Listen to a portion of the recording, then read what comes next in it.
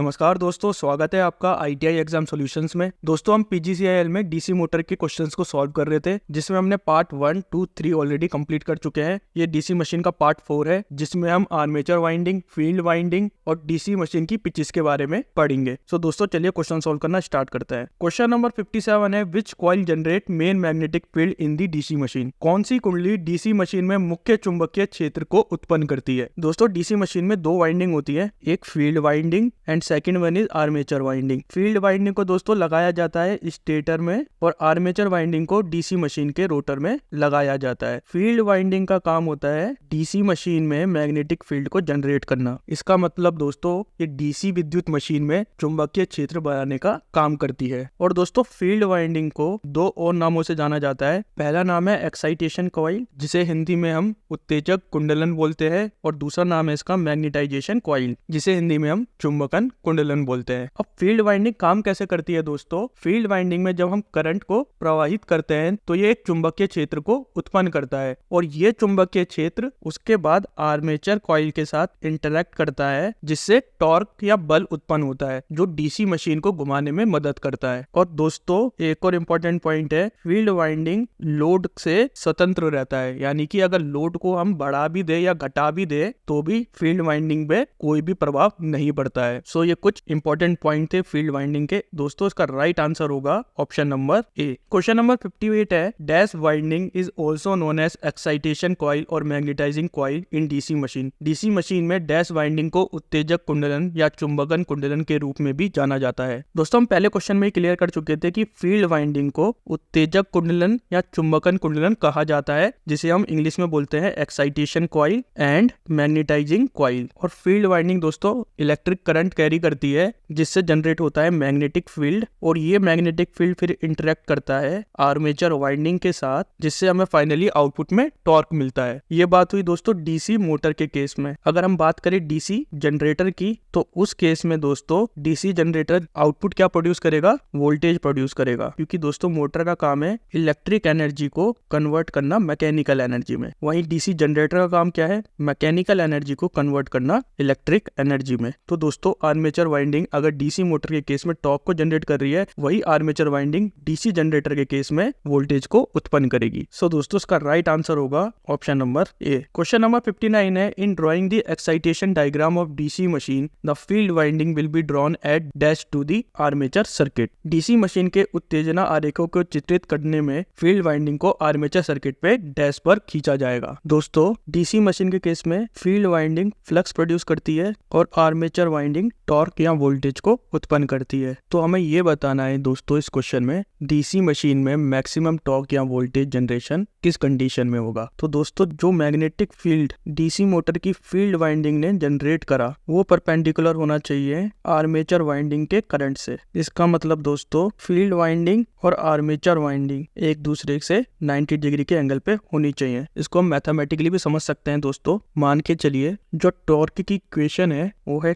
के phi multiply में armature current and multiply में साइन फाई। यहाँ पे के कांस्टेंट होता है और फाई होता है यहाँ पे मैग्नेटिक फील्ड स्ट्रेंथ। वही आई होता है आर्मेचर करंट, और साइन फाई या साइन थीटा इसको ले लेते हैं क्योंकि फाई हमने ऑलरेडी ले लिया है, तो साइन थीटा हो जाएगा यहाँ पे angle between magnetic field and armature current. तो दोस्तों ये वाली जो वैल्यू है टी इक्वल्स टू के फाई आई ए साइन फाई, ये मैक्सिमम कब होगी, जब साइन थीटा की वैल्यू 90 डिग्री होगी। उस केस में ये मैक्सिमम होगी, क्योंकि साइन 90 कितना होता है दोस्तों, वो होता है 1। तो दोस्तों इसका राइट आंसर होगा option number C. Question number 60 है, the field coil of DC generator are usually made of. DC generator के फील्ड कॉइल आमतौर पर डैश से बने होते हैं। फील्ड कॉइल को दोस्तों ज्यादातर कॉपर से बनाया जाता है, और इसको दोस्तों पोल के ऊपर लपेटा जाता है। और हम कॉपर को ही क्यों चूज करते हैं, क्योंकि एक तो इसकी इलेक्ट्रिकल कंडक्टिविटी हाई होती है, जिसकी वजह से एक स्ट्रॉन्ग मैग्नेटिक फील्ड जनरेट होता है, और जब स्ट्रॉन्ग मैग्नेटिक फील्ड जनरेट होगा तो हमें एक अच्छा टॉर्क या अच्छा बल भी मोटर में देखने को मिलेगा। इसकी मैकेनिकल स्ट्रेंथ भी अच्छी होती है और ये इजीली अवेलेबल भी होता है, तो इसीलिए हम कॉपर का ज्यादातर फील्ड वाइंडिंग में इस्तेमाल करते हैं। सो ऑप्शन नंबर बी दोस्तों इसका राइट ऑप्शन होगा। क्वेश्चन नंबर 61 है, in normal DC machine operating at full load the most powerful electromagnet is. दोस्तों फील्ड वाइंडिंग क्रिएट करती है मैग्नेटिक फील्ड को, जो आर्मेचर वाइंडिंग के साथ लास्ट में इंटरेक्ट होता है और टॉर्क या वोल्टेज को इंड्यूस करता है। तो ये मैग्नेटिक फील्ड कब सबसे ज्यादा होगा, जब हम इसमें में फुल लोड करंट अप्लाई करेंगे, क्योंकि जितना ज्यादा हम करंट को अप्लाई करेंगे उतना ही स्ट्रॉन्ग मैग्नेटिक फील्ड जनरेट होगा। तो डीसी मशीन जब फुल लोड पे ऑपरेट करती है तो सबसे पावरफुल इलेक्ट्रोमैग्नेट कौन होती है? वो होती है हमारी फील्ड वाइंडिंग। क्योंकि दोस्तों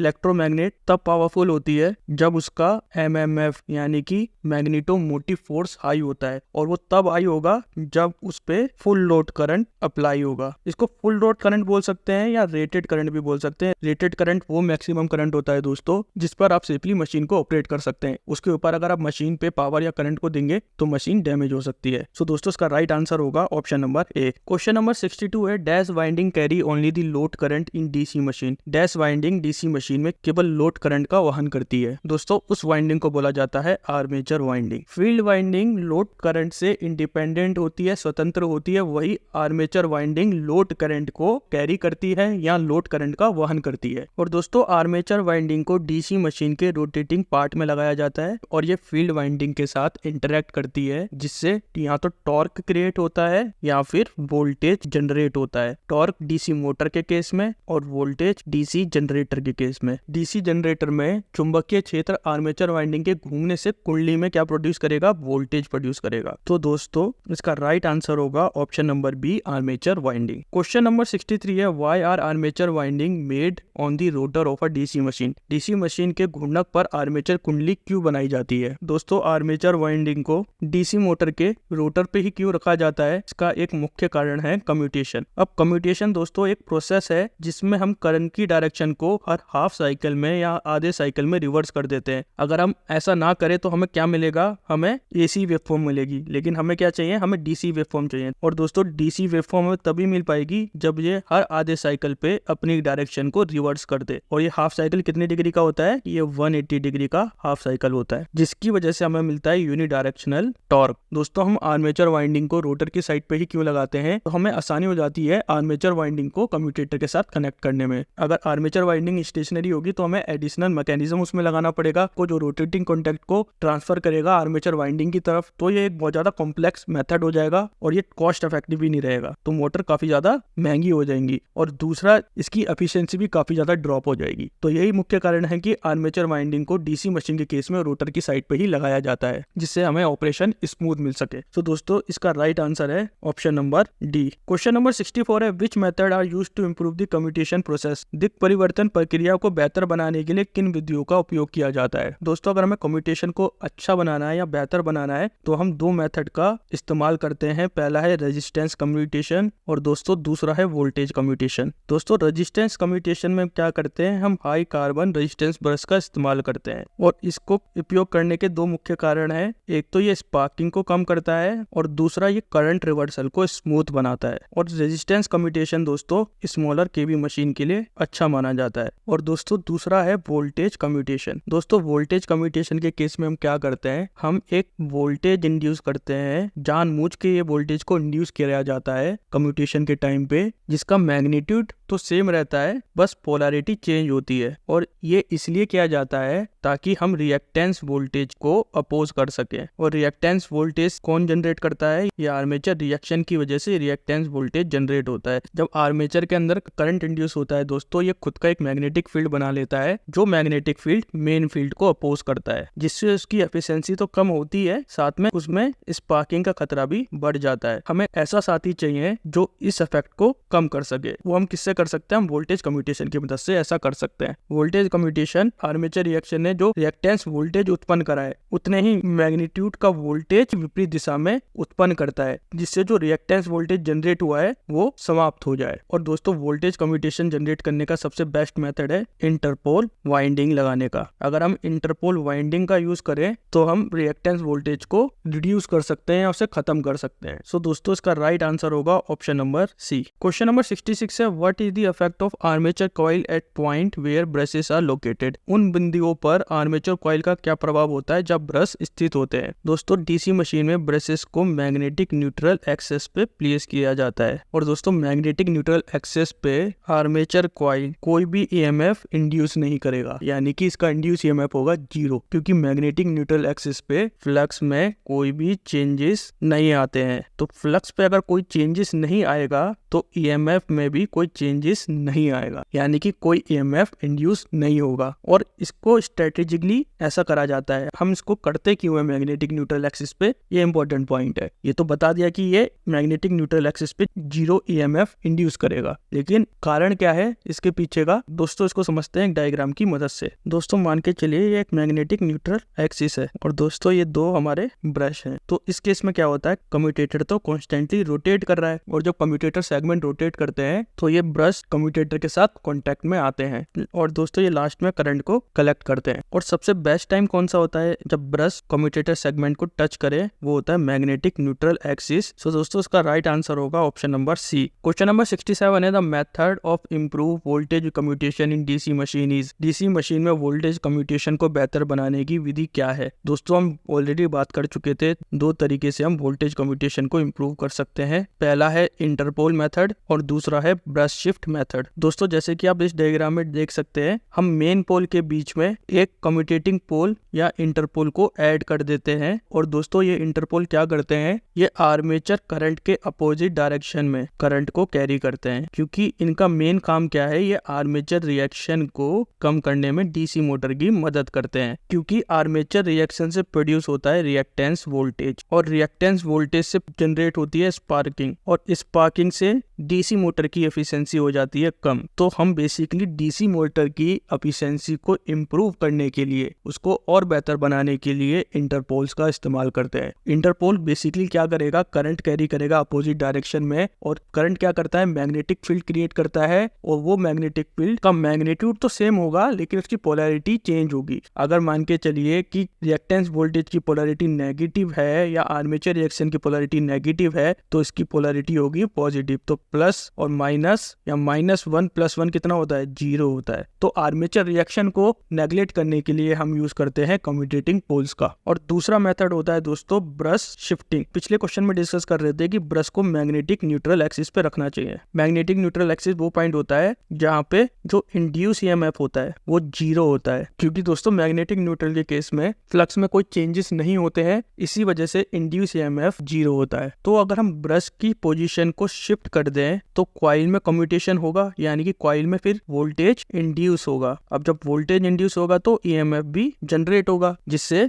मैग्नेटिक फील्ड बनेगा और इस मैग्नेटिक फील्ड की जो पोलैरिटी होती है वो भी अपोजिट डायरेक्शन में होती है रिएक्टेंस वोल्टेज के, जिससे फाइनली हम आर्मेचर रिएक्शन को कम कर सकते हैं। तो हम ये दो मेथड का यूज करते हैं, लेकिन पॉपुलर मेथड कौन सा है, इंटरपोल पॉपुलर मेथड है, क्योंकि ब्रश शिफ्ट में दोस्तों कभी कभी मैग्नेटिक फ्रिंजेस बन जाते हैं जो डीसी मोटर या डीसी मशीन के लिए अच्छे नहीं होते हैं और ये थोड़ा सा कॉम्प्लेक्स मेथड भी होता है एज कम्पेयर टू इंटरपोल्स। तो इसी वजह से हम इंटरपोल्स का ज्यादातर इस्तेमाल करते हैं। सो दोस्तों इसका राइट आंसर होगा ऑप्शन नंबर सी, बोथ 1 और 2। क्वेश्चन नंबर 68 है the compensating winding in a DC machine is located in. DC machine में क्षतिपूर्ति वाइंडिंग डैश में स्थित होती है। दोस्तों कंपनसेटिंग वाइंडिंग का काम क्या है, ये भी आर्मेचर रिएक्शन को कम करती है। और इंटरपोल का भी काम क्या था, अभी हमने डिस्कस करा था, ये भी आर्मेचर रिएक्शन को ही कम करती है। और इंटरपोल वाइंडिंग का एक और मेन काम होता है जो कंपनसेटिंग वाइंडिंग ज्यादातर नहीं करती है। ये आर्मेचर रिएक्शन को तो न्यूट्रलाइज करती है, साथ में ये डीसी मोटर में स्पार्किंग को भी कम करती है। तो इंटरपोल वाइंडिंग बेसिकली दो काम कर रही है, ये स्पार्किंग को भी कम कर रही है और आर्मेचर रिएक्शन को भी काउंटर कर रही है। अब हम बात करते हैं दोस्तों कंपनसेटिंग वाइंडिंग की। तो कंपनसेटिंग वाइंडिंग दोस्तों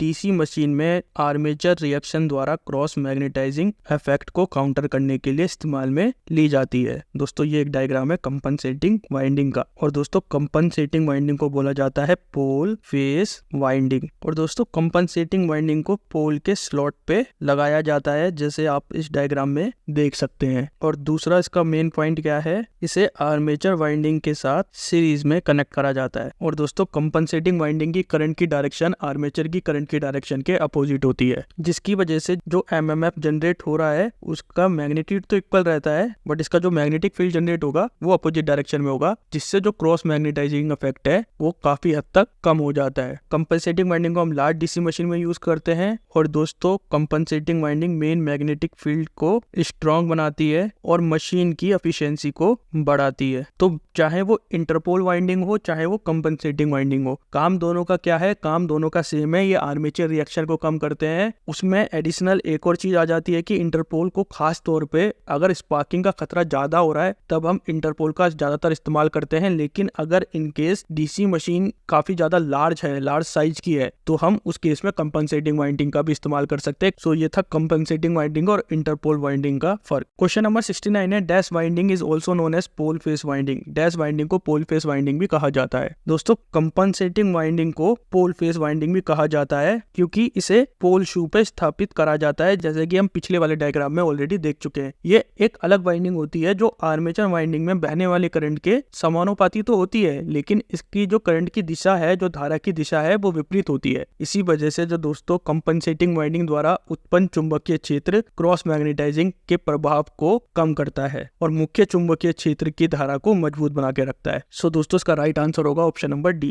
क्वेश्चन नंबर 70 है, armature winding can be wound by. Armature winding को किस विधि से लपेटा जा सकता है? दोस्तों हम आर्मेचर वाइंडिंग को दो तरीके से लपेट सकते हैं। पहला है वेव वाइंडिंग एंड दूसरा है लैप वाइंडिंग। दोस्तों वेव वाइंडिंग में कॉइल को सीरीज सीक्वेंस में जोड़ा जाता है, वहीं लैप वाइंडिंग में कॉइल को पैरेलल सीक्वेंस में जोड़ा जाता है। वेव वाइंडिंग में हायर वोल्टेज कैपेसिटी होती है, वहीं लैप वाइंडिंग में हायर करंट कैपेसिटी होती है। और दोस्तों इनके अलग अलग तरीके प्रकार होते हैं, जैसे simplex winding, duplex winding, triplex winding. तो इसके कुछ अलग अलग तरीके के प्रकार होते हैं। लेकिन आर्मेचर वाइंडिंग को लपेटा कैसे जाता है? आर्मेचर वाइंडिंग को दो तरीके से लपेटा जाता है। पहला है वेव वाइंडिंग, दूसरा है lap winding. So option number C के राइट ऑप्शन होगा। क्वेश्चन नंबर 71 है, डीसी मशीन वाइंडिंग्स आर। आपके ऑप्शन है A full pitch, B short pitch, C either of this, D none of the above. दोस्तों इसमें एक इंपॉर्टेंट पॉइंट है, DC machine को ज्यादातर हम फुल पिच वाइंडिंग के साथ कनेक्ट करते हैं। कुछ इंपॉर्टेंट केस में हम इसको शॉर्ट पिच वाइंडिंग में भी कनेक्ट करते हैं, लेकिन अधिकतर केस में दोस्तों हम इसको कनेक्ट करते हैं फुल पिच वाइंडिंग के साथ। अब फुल पिच वाइंडिंग और शॉर्ट पिच वाइंडिंग होती क्या है, आइए से समझते हैं। दोस्तों जब एक कॉइल साइड का एक हिस्सा जहाँ से स्टार्ट हो रहा है वहीं पे हमारा पोल लगा हुआ है और कॉइल साइड का दूसरा हिस्सा जहाँ पे खत्म हो रहा है उस साइड भी एक पोल लगा हुआ है, तो वो होती है हमारी फुल पिच कॉइल। इसको अच्छे से समझने के लिए हम कुछ आर्मेचर स्लॉट बनाते हैं। दोस्तों आर्मेचर स्लॉट 1 पे एक पोल लगा हुआ है और आर्मेचर स्लॉट 4 पे एक पोल लगा हुआ है। तो एक कॉइल आर्मेचर स्लॉट 1 से स्टार्ट होती है और वो कॉइल आर्मेचर स्लॉट 4 पे फिनिश होती है। तो ये हो गया फुल पिच वाइंडिंग। इसने एग्जैक्ट वहीं पे स्टार्ट करा जहाँ पे पोल पिच था और उसने एंड भी वहीं पे करा जहाँ पे एक हमारा दूसरा पोल पिच था। तो इनके बीच में जो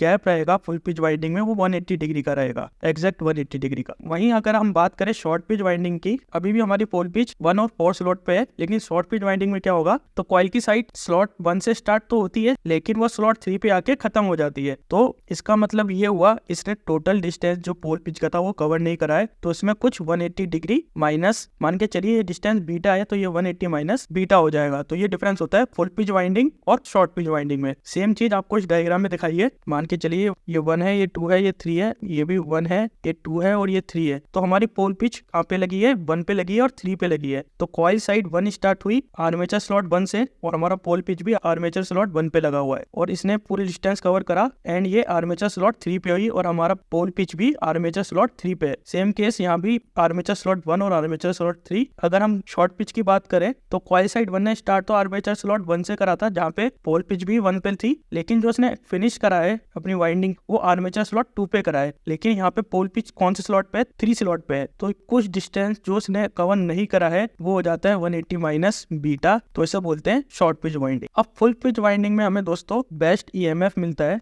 बेस्ट ईएमएफ का मतलब यहाँ पे मैक्सिमम ईएमएफ से है। फुल पिच वाइंडिंग प्रोड्यूस करती है मैक्सिमम ईएमएफ और शॉर्ट पिच वाइंडिंग को फ्रैक्शनल पिच वाइंडिंग भी बोला जाता है। और हम शॉर्ट पिच वाइंडिंग का कहाँ पे इस्तेमाल करते हैं, जहाँ पे हमें ईएमएफ वेवफॉर्म को इनहेंस करना हो, एडी करंट और हिस्टैरिसीस लॉस को कम करना हो। और इसमें और शॉर्ट पिच वाइंडिंग में दोस्तों कॉपर रिक्वायरमेंट भी कम होती है, तो ये इकोनॉमी के लिए भी अच्छा रहता है। लेकिन इसमें जो ईएमएफ हमें मिलता है वो कम मिलता है as compare to full pitch winding. लेकिन फुल पिच वाइंडिंग अधिकतर हम कहाँ यूज करते हैं, हम डीसी मशीन में फुल पिच वाइंडिंग का यूज करते हैं और एसी मशीन में हम अधिकतर शॉर्ट पिच वाइंडिंग का यूज करते हैं, क्योंकि एसी मशीन में हार्मोनिक और हिस्टैरिसीस लॉस इफेक्ट ज्यादा होता है, तो वहाँ पे हम शॉर्ट पिच वाइंडिंग का अधिकतर इस्तेमाल करते हैं। सो दोस्तों इसका राइट आंसर होगा ऑप्शन नंबर सी। अगर क्वेश्चन में ये पूछा जाए कि मोस्टली डीसी मशीन में कौन सी वाइंडिंग यूज होती है, तो मोस्टली डीसी मशीन में फुल पिच वाइंडिंग यूज होती है। क्वेश्चन नंबर 72 है, in a DC motor increasing the number of coil turn at a constant voltage will. DC motor में स्थिर वोल्टेज पर कुंडल घुमाव की संख्या बढ़ाने से क्या होता है। दोस्तों अगर वोल्टेज कांस्टेंट है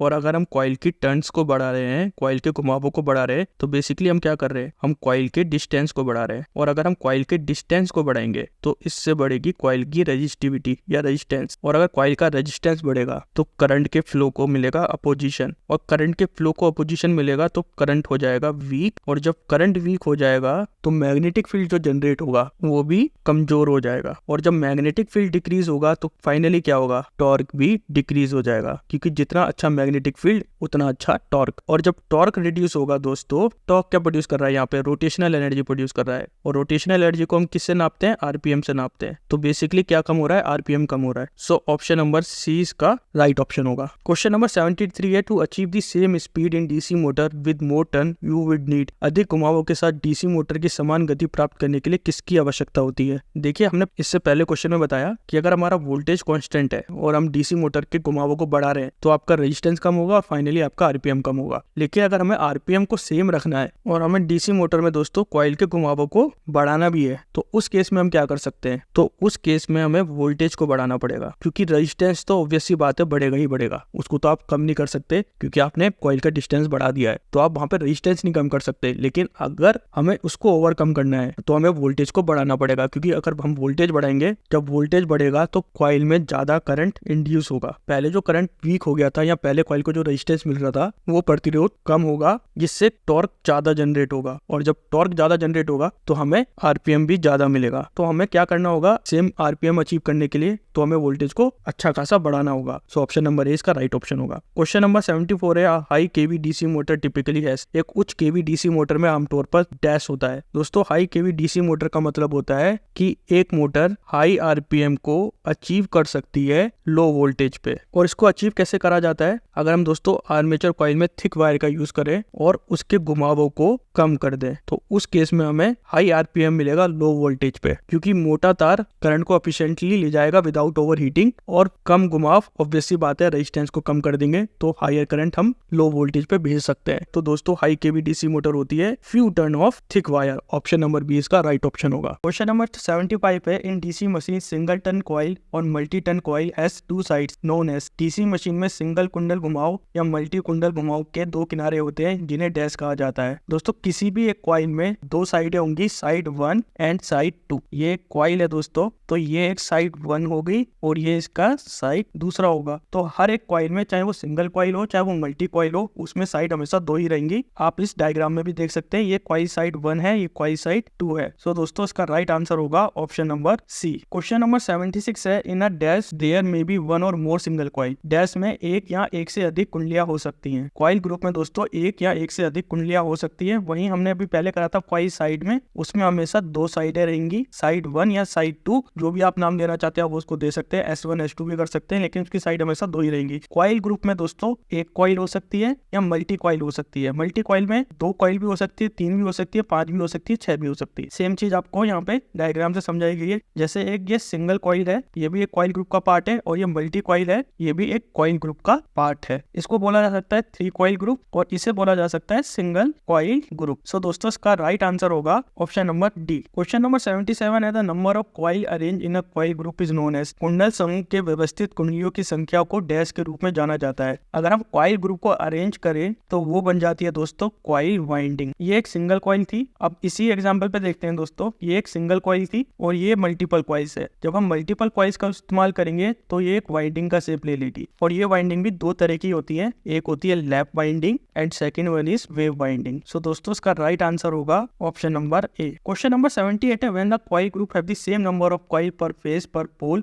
the such winding is said to be. जब कुंडली समूह में प्रति कला प्रति ध्रुव कुंडली की संख्या समान होती है तो ऐसी कुंडल वाइंडिंग को क्या कहा जाता है। ऐसी कुंडल वाइंडिंग को कहा जाता है आइडेंटिकल ग्रुप, और इसका दोस्तों एक और दूसरा नाम है, इसको हाफ कॉइल वाइंडिंग भी कहा जाता है। अब हाफ कॉइल वाइंडिंग क्या होती है, जैसे इसमें लिखा है जब कुंडली समूह में प्रति कला प्रति ध्रुव कुंडली की संख्या समान होती है। दोस्तों अगर डायग्राम थोड़ा खराब लग रहा होगा तो मुझे माफ करना, लेकिन समझाता हूँ मैं आपको। मान के चलिए ये एक पोल है, यहाँ पे साउथ पोल, क्योंकि डीसी मशीन में लगे होते हैं अल्टरनेट पोल, तो यहाँ पे नंबर ऑफ कॉइल पर फेस पर पोल सेम है, यानी कि यहाँ पे एक कॉइल है तो यहाँ पे एक पोल है, इस साइड पे एक कॉइल है, यहाँ पे भी एक पोल है, यहाँ से एक कॉइल जा रही है, यहाँ भी एक पोल है, यहाँ से एक कॉइल जा रही है, यहाँ भी एक पोल है। तो इसका मतलब ये हुआ कि प्रति कला प्रति ध्रुव कुंडली की संख्या अगर समान होती है तो उसे आइडेंटिकल कॉइल या हाफ कॉइल वाइंडिंग कहा जाता है। सो दोस्तों इसका राइट आंसर होगा option number A. Question number 79 है, what is the distance between two coil side connected to the same commutator segment. एक ही कम्यूटेटर सेगमेंट से जुड़े दो कुंडली सिरों के बीच की दूरी को क्या कहा जाता है। दोस्तों ये कम्यूटेटर सेगमेंट मान के चलिए 1 2 3 ये कम्यूटेटर सेगमेंट है और 1 2 3 4 5 6 7 8 9 ये कम्यूटेटर सेगमेंट है वेव वाइंडिंग के। तो दोस्तों एक कम्यूटेटर सेगमेंट से एक कॉइल पास हो रही है और वो दूसरे कम्यूटेटर सेगमेंट पे जाके एंड हो रही है और उसी कम्यूटेटर सेगमेंट से दूसरी कॉइल पास हो रही है। दोस्तों कम्यूटेटर सेगमेंट से जुड़े दो कॉइल सिरों के बीच की दूरी को कम्यूटेटर पिच कहा जाता है। तो ये कॉइल 1 और ये कॉइल 2, इसको दोस्तों थोड़ा सा और क्लियर कर देते हैं। मान के चलिए लैप बाइंडिंग में ही बताता हूँ आपको, ये एक स्लॉट है, ये दूसरा कम्यूटेटर, तीसरा, चौथा और 5वां स्लॉट है। मान के चलिए एक लैप बाइंडिंग है जो कम्यूटेटर सेगमेंट 1 और कम्यूटेटर सेगमेंट 3 से जुड़ी हुई है और जो दूसरी बाइंडिंग शुरू हो रही है वो भी कम्यूटेटर सेगमेंट 3 से शुरू हो रही है और वो समथिंग कम्यूटेटर सेगमेंट 5 पे जाके जुड़ रही है। तो कम्यूटेटर पिच क्या हो जाएगी, वो हो जाएगी दो कॉइल के सिरों के बीच की दूरी, इसको मैं YC3 लिख देता हूँ और कम्यूटेटर सेगमेंट 1 के बीच की दूरी को ही कम्यूटेटर पिच कहा जाएगा क्योंकि इस पे कॉइल का सिरा जुड़ा हुआ है और कम्यूटेटर 3 पे कॉइल का सिरा जुड़ा हुआ है। तो इन दोनों के बीच की दूरी को ही कम्यूटेटर पिच कहा जाता है और इसको डिनोट करा जाता है दोस्तों YC से। सो दोस्तों इसका राइट आंसर होगा option number D. Question number 80 है, the distance between to end of a single coil lying on the back side of the armature is called. Armature के पीछे की ओर स्थित एकल कुंडल के दोनों सिरों के बीच की दूरी को डैश कहा जाता है। दोस्तों ये एक डीसी मोटर का डायग्राम है। ये जो कम्यूटेटर सेगमेंट के सामने की वाइंडिंग होती है इसको फ्रंट साइड कहा जाता है और जो कम्यूटेटर सेगमेंट की वाइंडिंग पीछे की तरफ होती है उसे बैक साइड कहा जाता है। पहले तो आप इस चीज को अपने माइंड में रख लिए। तो अगर हम इस क्वेश्चन में देखें तो ये कम्यूटेटर के सामने की साइड है, ये हो जाएगी आपकी फ्रंट साइड और जो कम्यूटेटर के पीछे की साइड है ये हो जाएगी बैक साइड। अब दोस्तों मान के चलिए कि जितने आर्मेचर स्लॉट्स हैं उतने ही यहाँ पे कंडक्टर्स हैं। मैं यहाँ पे कंडक्टर्स बना देता हूँ। तो कॉइल साइड यहाँ से चली और यहाँ पे जाके जुड़ी, तो उसने कितने कंडक्टर पास करे, तो उसने एक कंडक्टर को पास करा और कॉइल साइड यहाँ पे जाके फिर आगे से थोड़ा पीछे की तरफ गई और यहाँ पे जाके ये एंड हुई। तो इस केस में इसने कितने कंडक्टर पास करे, इस केस में इसने एक भी कंडक्टर पास नहीं करा क्योंकि ये कंडक्टर सेकंड के सामने जाके इसने अपने आप को फिनिश करा। जो पीछे की जो साइड है दोस्तों यहाँ से लेके यहाँ तक की साइड, इसे बोला जाता है बैक पिच। तो ये हो जाएगा YF यानी कि फ्रंट पिच। अब मान के चलिए दोस्तों एक एग्जांपल से समझते हैं। एक कॉइल यहाँ से शुरू होती है, यहाँ से यहाँ तक मैंने 5 कंडक्टर को पास करा, फिर मैंने कॉइल को कुछ इस तरीके से मोड़ा और अब हम यहाँ पे हैं इस पोजीशन पे। तो इस जगह से, इसको मैं कलर चेंज कर देता हूँ, तो इस जगह से लेके इस जगह तक मैंने 2 कंडक्टर को पास करा। अब हम करंटली किस पोजीशन पे है, अब हम करंटली इस पोजीशन पे हैं। तो ये 5 कंडक्टर आपकी बैक पिच हो गई और ये 2 कंडक्टर आपके फ्रंट पिच हो गई क्योंकि फ्रंट पिच पे हमने केवल 2 कंडक्टर को पास करा है और बैक पिच से हमने 5 कंडक्टर को पास करा है। तो आपकी टोटल मूवमेंट कितनी होगी, जिसे हम रिजल्टेंट मूवमेंट कहते हैं। टोटल मूवमेंट तो आपकी इतनी होगी यहाँ से यहाँ तक। टोटल मूवमेंट मतलब यहाँ पे टोटल डिस्प्लेसमेंट। आप खिसके कितना, लैप बाइंडिंग के केस में क्या होता है, back pitch minus front pitch यानी कि 5 - 2। तो टोटल मूवमेंट आपने कितनी करी, 3 कंडक्टर की टोटल मूवमेंट करी। तो ये होता है बैक पिच। अब हम इसी को वेव बाइंडिंग में देखें, वेव बाइंडिंग में इसने इतने कंडक्टर को पास करा तो ये हो जाएगी बैक पिच। फिर वेव बाइंडिंग ने यहाँ पे 2 कंडक्टर को, मान के चलिए यहाँ पे इसने 3 कंडक्टर को पास करा और यहाँ पे इसने 2 कंडक्टर को पास करा। तो यहाँ से यहाँ तक का डिस्टेंस इस क्या हो जाएगा, फ्रंट पिच हो जाएगा। तो उसने टोटल कितने कंडक्टर को पास करा है, तो उसका रिजल्टेंट कितना हो जाएगा, YR back pitch plus front pitch यानी कि 3 इसने यहाँ पे कंडक्टर पास करे थे, 2 इसने यहाँ पे करे, तो 3 + 2 यानी कि 5 कंडक्टर का इसने टोटल मूवमेंट करा है। तो यही है इसका। देखिए अगर रिजल्टेंट देखेंगे यहाँ से लेके यहाँ तक का इसका टोटल रिजल्टेंट है। तो लैप बाइंडिंग के केस में बैक पिच से हम माइनस करते हैं फ्रंट पिच को और वेव बाइंडिंग के केस में बैक पिच में हम फ्रंट पिच को ऐड कर लेते हैं। दोस्तों हमें मूवमेंट देखना है बैक और फ्रंट का। अब बैक और फ्रंट आपको बहुत क्लियर हो जाना चाहिए कि फ्रंट साइड हमारी कम्यूटेटर सेगमेंट के सामने वाला हिस्सा होता है जिसे मैं मार्क कर रहा हूँ मार्कर से। ये आपका फ्रंट पिच है, ये आपकी फ्रंट पिच है और बैक पिच फ्रंट पिच के अपोजिट वाला हिस्सा, इसे मैं ब्लू से मार्क करता हूँ, ये आपकी बैक पिच है। तो बैक पिच को मैंने ब्लू से मार्क करा है और फ्रंट पिच को मैंने येलो से मार्क करा है। तो आपको इतना क्लियर हो जाना चाहिए फ्रंट पिच और बैक पिच का डिफरेंस और फ्रंट पिच और बैक पिच में टोटल जो रिजल्टेंट पिच निकल के आती है वो कितनी निकल के आती है। सो दोस्तों क्वेश्चन नंबर 80 का राइट आंसर होगा the distance between the 2 end of a single coil lying on the back side of the armature. Back side of the armature को बोला जाता है back pitch. Option number A इसका right option होगा। Question number 81 है, in dash winding the finishing and of one coil is connected विया the commutator segment of the starting end of the adjacent coil situated under the same pole. Pole. Winding में एक coil का finishing सिरा commutator segment के माध्यम से उसी पोल के नीचे स्थित आसन कॉइल के शुरुआती सिरे से जुड़ा होता है। दोस्तों लैप वाइंडिंग में आर्मेचर स्लॉट को इस तरीके से लपेटा जाता है कि कुंडल का एक सिरा उसी पोल के नीचे स्थित अगले कुंडल के शुरू के सिरे से कम्यूटेटर सेगमेंट के साथ जुड़ा होता है। यानी कि कॉइल कम्यूटेटर सेगमेंट ए से स्टार्ट होती है और ये कम्यूटेटर सेगमेंट बी पे एंड होती है और उसी बी कम्यूटेटर सेगमेंट से दूसरी कॉइल स्टार्ट होती है और वो कम्यूटेटर सेगमेंट सी पे जाके खत्म होती है। सेम सी से भी एक कम्यूटेटर सेगमेंट निकलेगा